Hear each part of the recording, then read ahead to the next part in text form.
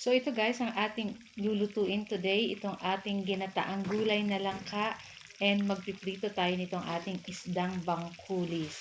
So tara na guys, at samahan niyo po ako magluto and enjoy watching po. So good evening everyone, and for today's video ay itong ang ating napakasarap na ulam, itong ating ginataang langka, at ang lahok guys ay hito na inihaw, and syempre itong kapartner po niyan, napakasarap din itong ating pritong isdang bangkulis na fresh pa.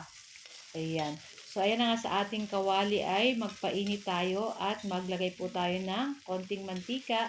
And then, after po, ilagay na rin natin dyan yung ating bawang at yung ating sibuyas. Then, halu-haluin lang po natin hanggang lumabas yung aromatic ng ating bawang at sibuyas.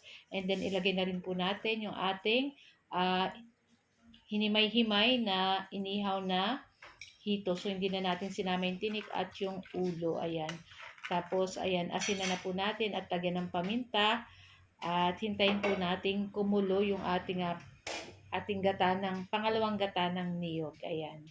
Tapos, pag kumulo na guys, ay pwede na po nating ilagay dyan yung ating gulay na langka. Yung last time po natin sa sinabawan ay kamansi or ugo po ang tawag sa Bicol. So, parang maliliit lang siya na bunga na parang langka din. May tusok-tusok din. Ayan.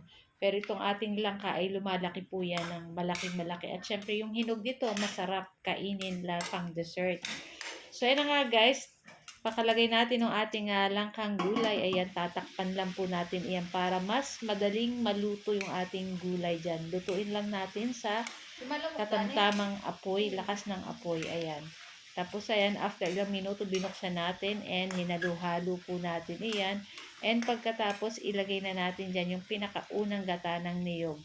Ayan, hindi po yan gatas, gata po yan. So, pinakaunang gata ng niyog. So, ito yung magpapalapot and syempre magpapasarap dito sa ating ginataang gulay na langka. And then, halu-haluin lang po natin iyan para mag-mix lahat yung lasa syempre dun sa ating gulay na langka. And after nyan, syempre tikim-tikim din pag may time para kung medyo kulang yung lasa, dagdag na lang ng mga pampalasa. So, ayun nga, tinakpan lang natin and after ilang minuto, binuksan uli natin. Ayan, medyo malambot na rin guys itong ating gulay na langka. So, itong ating gulay na langka, itong ating langka guys, nakuha namin dun sa tapat ng bahay. Ayan, so, hindi siya itong parang makunat. Itong ating langka dyan ay sobrang lambot. Ayan.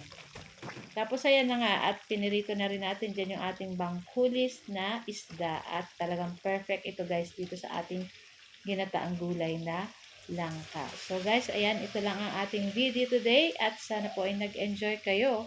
And wag nyo na rin po sanang kalimutan mag-like, comment at pa-share po ng ating video. And kung bago pa lang po kayo sa aming page, wag nyo po sanang kalimutan mag-like at mag-follow para palagi po kayong updated sa aming mga bagong video na i-upload. Ayan. So tara na guys, at samahan nyo na rin po kami kumain nitong ating napakasarap na ulam and syempre healthy. So guys, thank you for watching. Bye! Happy tummy!